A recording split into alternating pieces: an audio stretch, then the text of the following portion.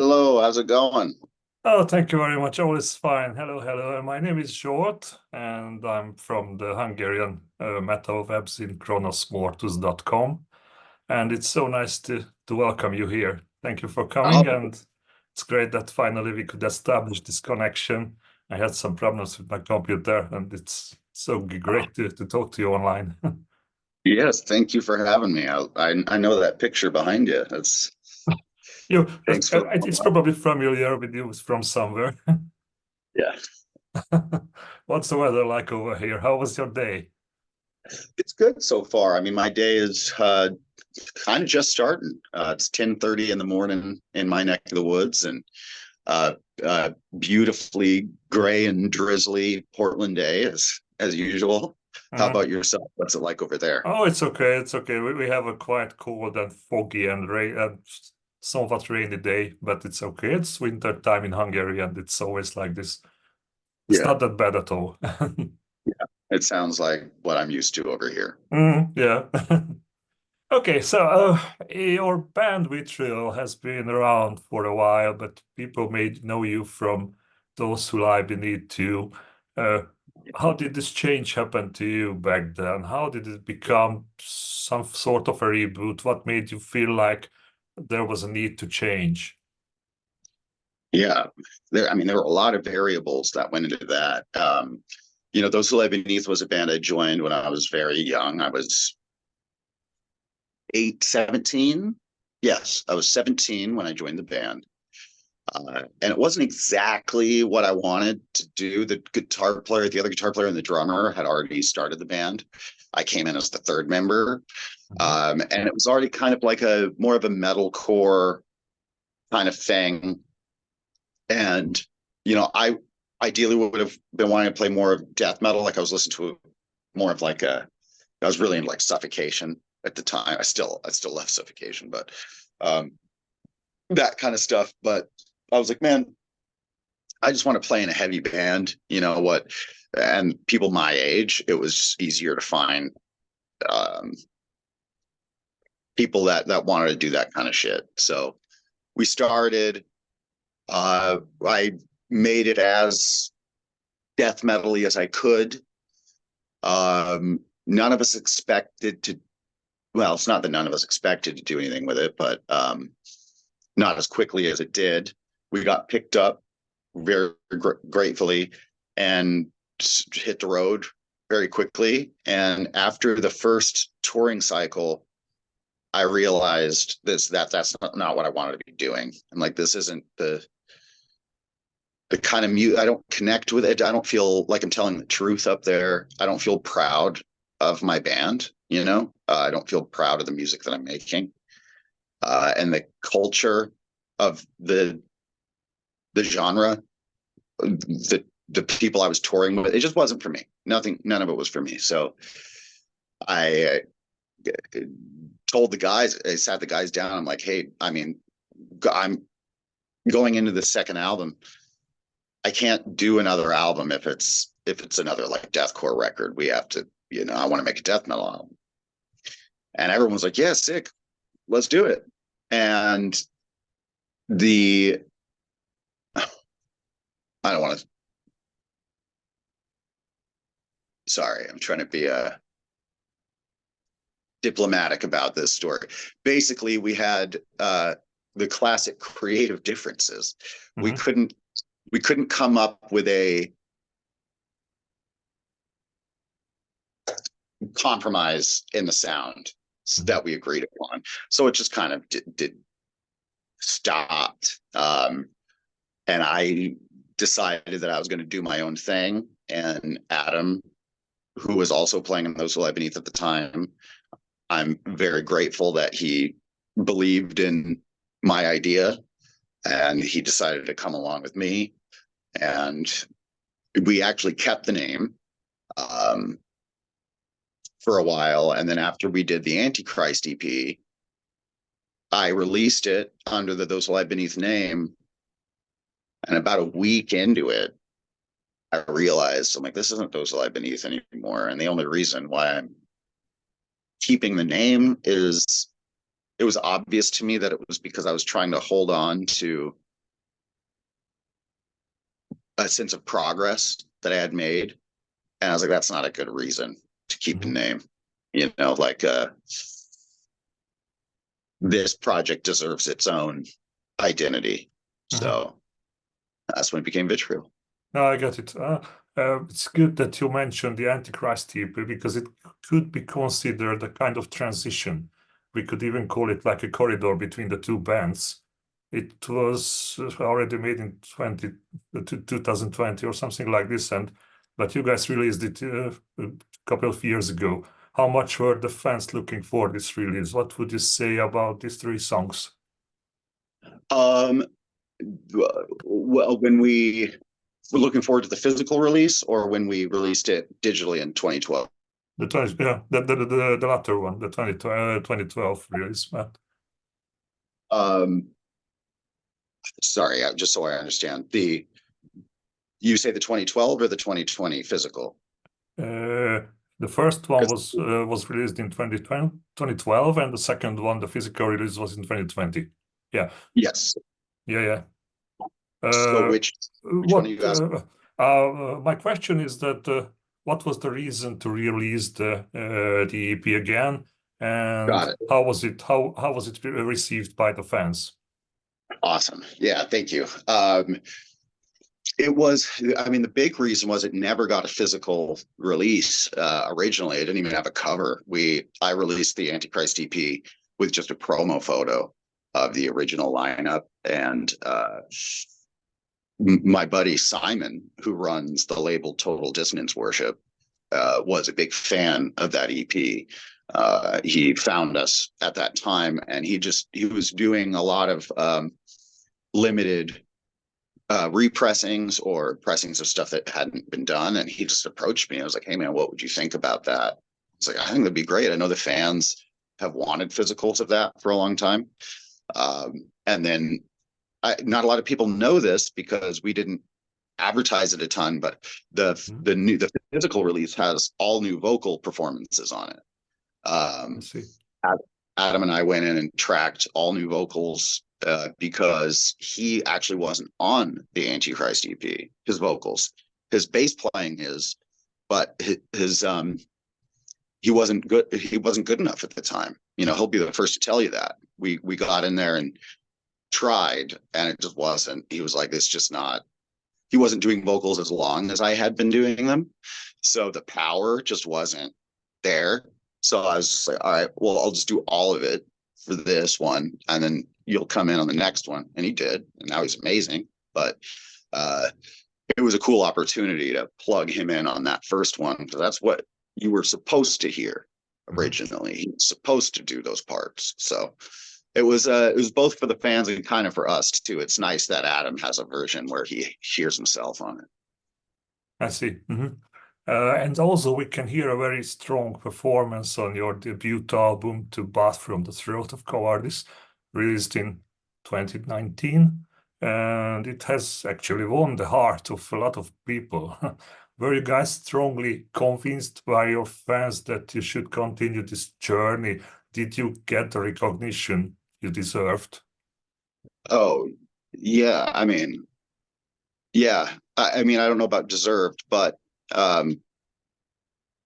it was hugely validating. I mean, to have the best experience, it's one thing to have fans, it's another to have, I remember especially going out to Europe and having old heads come up to me, you know, dudes in their late 40s, 50s come up to me and say, like, I haven't felt this way about death metal since Morbid Angel. You know what I mean? Like that's the shit that kind of lit me on fire. Where I'm like, I knew we were making good metal. I was trying too hard to not, and I love the music too much to not know if it's good. So I knew it was good. But when I started getting that kind of feedback, I was like, all right, now we're fucking cooking, and now we kind of more of a mission statement, you know, to take that responsibility on ourselves in a way, and with humility and trying to track that connection going with those fans to make death metal for death metal fans, you know, or extreme metal for extreme metal fans, whatever you want to call it. But that's what I want to keep going. Like if I can keep that fan, if I can keep that response, we're like, fuck, I forgot death metal could make me feel this way. Like that's where I want to be. Yeah, that's awesome that you mentioned the connection between the old metalheads and you and your music. Actually, you probably accumulated a lot of anger and rage in yourself to release it through your music. Probably that's what resonates with your fans. What is your actual worldview? How disastrous do you think the current situation is? Do you think there is any connection between your feelings and the present state that the world is in right now? What kind of people do you avoid? Ooh, that's a complex question. big question. We could do hours on that question.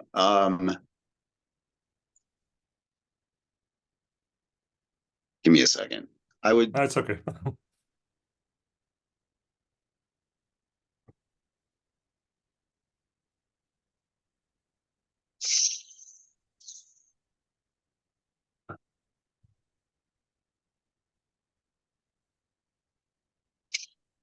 I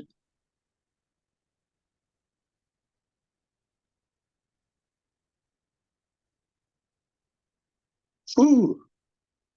Oh, I'm sorry for that question.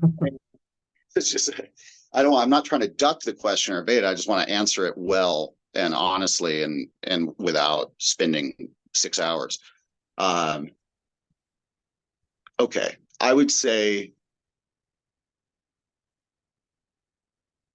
there's kind of a two kind of a contradiction in the answer, which is there's a big part of me that feels like everything is always happening all the time. You know, like what I mean by that is every generation thinks it's the end times. Every generation thinks the generation following them is ruining everything, and the generation before them ruined everything. Mm. I think a lot of this is an illusion. I think nostalgia is a hell of a drug. And I think nostalgia for the past and the future, because you can have that. And I don't think there's any such thing as the good old days. I don't think it ever existed. I think it's a mirage used to sell you things. On the other side, I do think there is an element of truth to the strife, the social turbulence that we're feeling is unprecedented. Only in the sense that the platforms are more accessible and louder. It's kind of like if you had a diseased body, and you were rotting from the inside. You'd have this illusion of health. And then if you cut yourself open and all that rot started pouring out, you wouldn't say, oh, I just became sick. These cuts made me sick. No, they're exposing the sickness. And I think social media did that to our culture. So it gave we went from a world that gave a platform, a very controlled platform, to a very small percentage of people. They got to decide what the problem was that day that you cared about, right? You care about this group of people. This is who you're sad about right now. This is who the rock star is right now. Eddie Van Halen is the greatest guitar player. We decided that, right? That's who you see on your TV every day. Now, there is no authority. We have choice paralysis. We have like moral choice paralysis, where every tiny marginalized group, no matter how legitimate or entitled the gripe is screaming at the top of their lungs. And this is creating more polarization, and the most radicalized and least intelligent people are the loudest. So it furthers the illusion that we're living in even more fraught times than we actually are. Mm-hmm. So I think it's a bit of both. I think this whole like, oh, everything is coming to, yeah, I think everything always has been. You know, like Yeah, it makes this is, sense. you know, I think everything always has been, and I think that we're airing it all out. And the part of me that is a little more embraced death in a non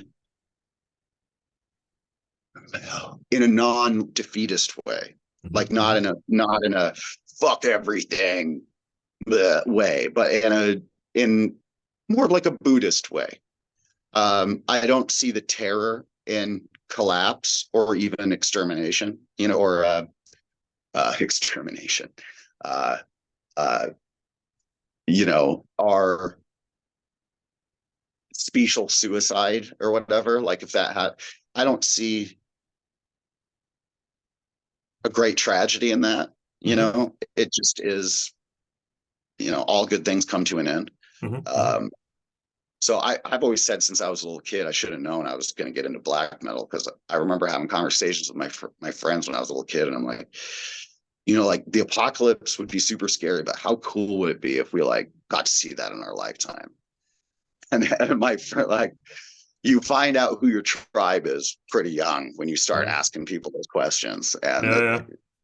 you know, but every once in a while you meet somebody like, yeah, dude, I know, I get it. So, uh, you know, it's I think it's a fortunate time. Sometimes I reflect on how eerie it is that my band is reaching the state that it is, the same time that all of this social turbulence is reaching a fever pitch. Mm-hmm. Um, it is interesting. I wonder if I, I I I doubt that they have nothing to do with each other. Mm-hmm. No, thank you for summarizing it. I'm sure that it wasn't easy to put in a Hopefully, I couple did of it. sentences your whole picture of the world. Yeah. Uh, and it's interesting that you mentioned Morbid Angel, because I wanted to ask you that last spring you did a great tour together with Morbid Angel and also other bands. Could you please tell me a couple of words about your experiences? Oh man, I mean that was just the ultimate pinch me, you know. Morbid Angel is the band, you know. It's how do I say it? The coolest experience. Uh, we're a few 5 days into the tour.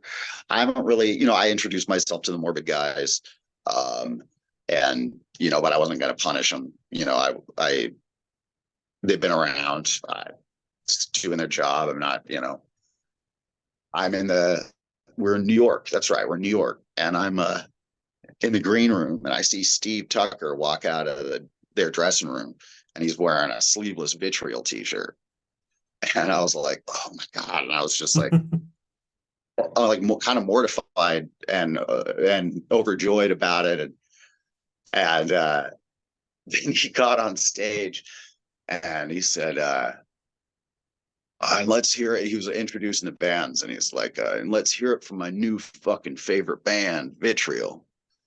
And I lost my shit, you know, because I wasn't sure how they were going to feel about any of it.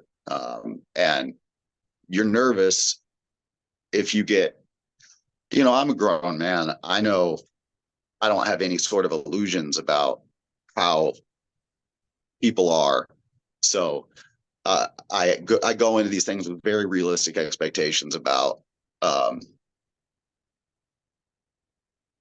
my heroes maybe not being the nicest people, or maybe not the Yeah. kindest to me, which is Hmm. you know, I prepare myself for that. But to have your arguably your favorite frontman in death metal get on stage, wear your band's t-shirt, and say that you're his new favorite band, like it, I don't think it gets cooler than that. Yeah. Maybe 10, like peripheral, like equally cool, but it doesn't get cooler than that. Um, to earn not only their respect, but their fandom was maybe the ultimate validation. I see. The members of your band have changed. I mean, in the position of the drummer and the guitarist. What kind of changes did it bring in terms of songwriting? Um, really, none, because Adam and I do all of the songwriting. Mhm. Uh, you know, none of the guitar players have contributed to that, so those have been pretty inconsequential to the music itself. Uh, but I would say Matt and Scott, the two drummers, the drummer from the first out full length and the drummer on this full length, definitely have very different styles of drumming. And I think that Matt's style, not only is Matt able to push faster BPM than Scott was on the first album, uh, he's more like a militant metal drummer. Mhm. Scott is an insane metal drummer, but he's more diverse. Like Scott is an insane, like he can do gospel, jazz, like metal isn't even his main thing. Um, so those chops really show up for Scott in like the tasty. There's a lot of tasty shit in that first album that you wouldn't expect on a death metal record, Mhm. and but this new album, we were able to go more. Uh, it really helped going into more of the black metal direction, because Matt is far more comfortable and eager to just like blast without resetting, you know, like Mhm. without doing fill after four, like Mhm. he has kind of that, you know, Scandinavian style where he'll just plow through Mhm. changes, and I love that. I love that style. So Um, let's now turn to the new album entitled Suffer and Become, which will be released on the 26th of January but by Century Media. I think it's safe to say that fans will be treated by a highly anticipated album right at the beginning of the year. Could you please tell me something about the new album? well, what would you something about it? Like do you want to know something about the music, or the what would you like to know? Uh, I would just like to know what are your main impressions and thoughts about the album, and what was the core idea behind the album and the songs? Okay. I say this album is definitely the goal. Record was to make it a more dynamic experience than the Mhm. first one. You know, I didn't really set out to make it better. You know, I'm always trying to make each album should have its own intention, its own goal, and you should just do your best at manifesting that goal. So really, if you do a good job, every album should be great in its own way.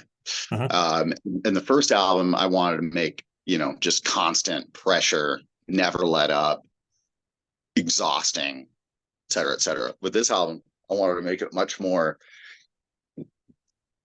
dynamic. When we're fast, we're faster. When we're slow, we're slower. When we're melodic, we're more melodic. So to take all that energy and kind of crack it open, Mhm. and build these tall peaks and dig out these low valleys, you know. So it's a much more cinematic experience in that way, you know. Mhm. So they can expect more that. Conceptually, lyrically, it's a much more. I went all in on the angle that songs like I Drown Nightly and Victim on the first record that were more introspective um, ended up being the songs that I myself and the fans connected to the most. Mm-hmm. So I definitely wanted to go invest my energy into that. So the new album is much more introspective and personal. Uh, trying to figure myself out, you know. So Mm-hmm. Suffer and Become. It's all in the title. Mm-hmm. Mm-hmm. Mm-hmm. I see. Can I ask something more personal? I heard that you have a quite large guitar collection. Is my information correct? And if yes, then what kind of guitars do you have, and what does playing the guitar mean to you? Yeah, well, it's funny you ask. I actually just have them right here. I can show you. Where are we at? Where's my flipper? There we go. Oh my God. Good. These are beautiful guitars. Thank you. This was actually owned. This was made for Olaf from Grave. Uh-huh.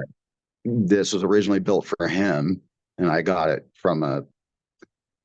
He sold it to someone in Germany, and then I bought it from that guy.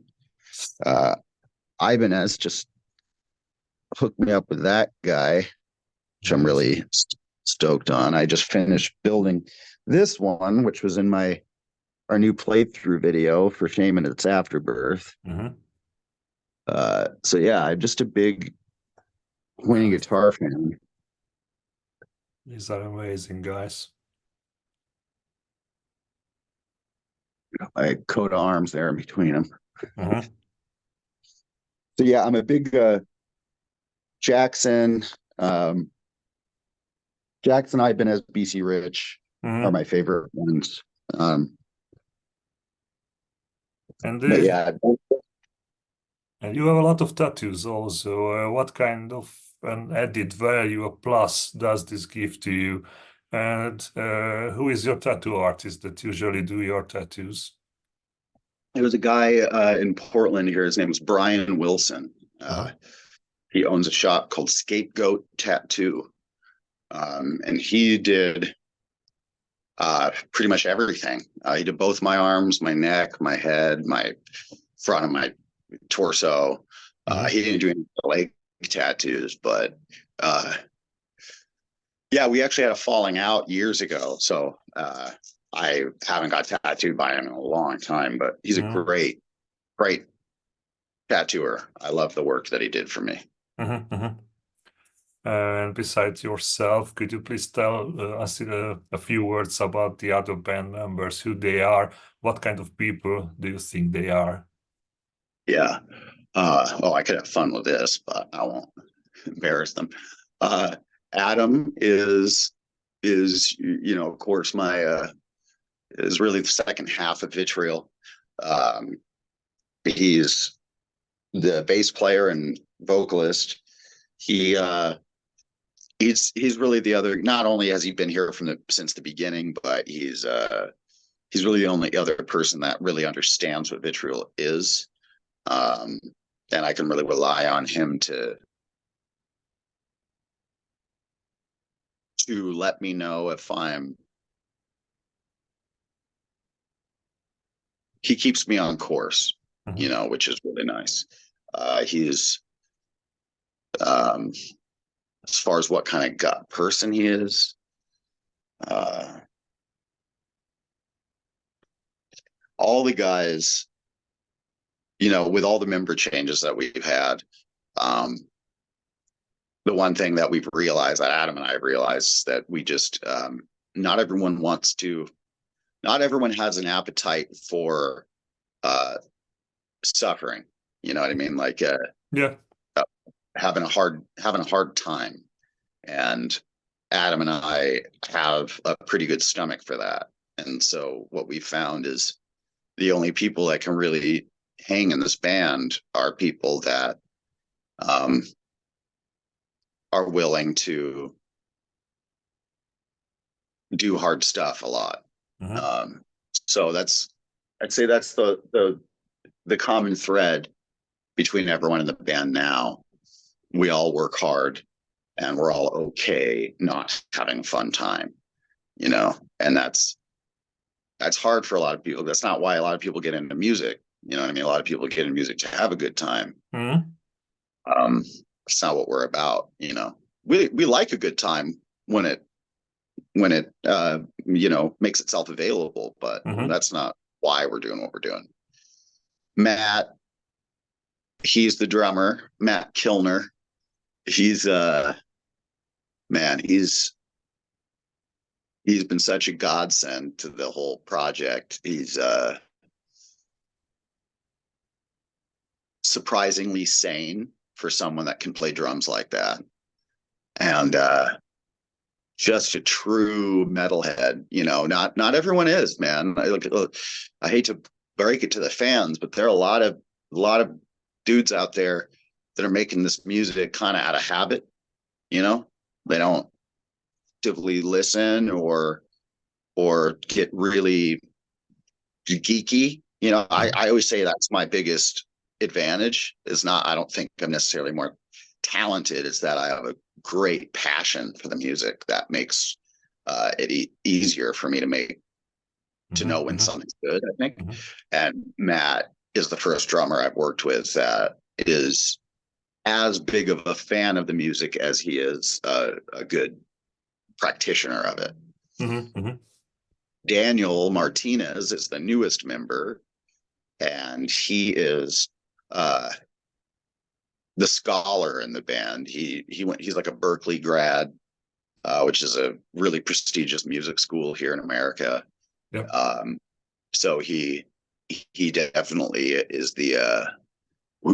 I haven't even really worked with him hands on yet, but I'm very excited what he's going to be able to bring to the table with his, because I'm totally backwoods self taught, so he's going to be able to inject that book learning into the Mhm. process. And I'm excited to be able to lean on that, especially for constructing like Mhm. Mhm. guitar and stuff like that.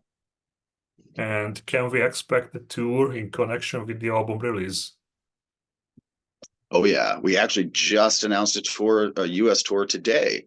Oh, Um, yeah, Chaos and Carnage is the name of the tour. It's going to be Cattle Decapitation, Carnifex, the Zenith Passage, Humanity's Last Breath, Rivers of Nile, Us, and oh shoot, there was a seventh band that was just recently announced. I can't remember their name. My mhm. apologies, but my apologies to that band. Not that they're gonna fucking read this, but I can't. Yeah, there's a seventh band, but Mhm. And do you plan to come over to Europe also? yeah, we hope to. There are no set in stone plans at the moment, but yeah, we hope to. Okay. By the end of the year would be Mhm. by Mhm. the end of That's 20. awesome. Okay, and finally, I would like to turn to you back, and I would like to ask you what kind of death metal albums are your biggest favorites, and which band you are most looking forward to the new album of. Oh man, yeah, There that's are so. there are a lot, I'm sure. Yeah, favorite new bands or old Both. bands? Oh, and Okay. anything that comes to your mind. A new band that I'm really excited about for death metal. Frankly, there isn't a ton of death metal lately that's been exciting me. I've been more of a black metal fan in the last handful of years. Um, but a death metal band that's out of Turkey, actually, they're called Diabolizer. Um, and man, I fell in love with that band. It's kind of like Deicide if Deicide kept going in that same direction after Once Upon a Cross. It's like uh, just really fucking brutal, muscular, American style death metal Uh-huh. with at breakneck speeds. So like really fast blasting, and it's just everything the doctor ordered, and it's out of Turkey, which is just fucking insane. Like I just love that. I love Uh-huh. that. Uh, so that's a big shout out to that band. My favorite album of 2023 was Dodheim's Guard, Black Medium Current. Uh-huh. That was I think that's the best album in like the last 10 fucking years. That album, Okay. it's yeah. No, it Yeah, I sounds guess, great. but yeah, listen to And that one. okay, thank you for the suggestions. I have to check them out, definitely. And I think our time is over, and I would like to say thank you for this great conversation. It's always good to talk to death metal musicians, and I wish you and your band all the best and a huge amount of success for 2024. Thank you so much. I hope to see you in Hungary. Me too. Have a nice day, and see you next time. See you next time. Thank Thank you. you. Bye bye. Bye.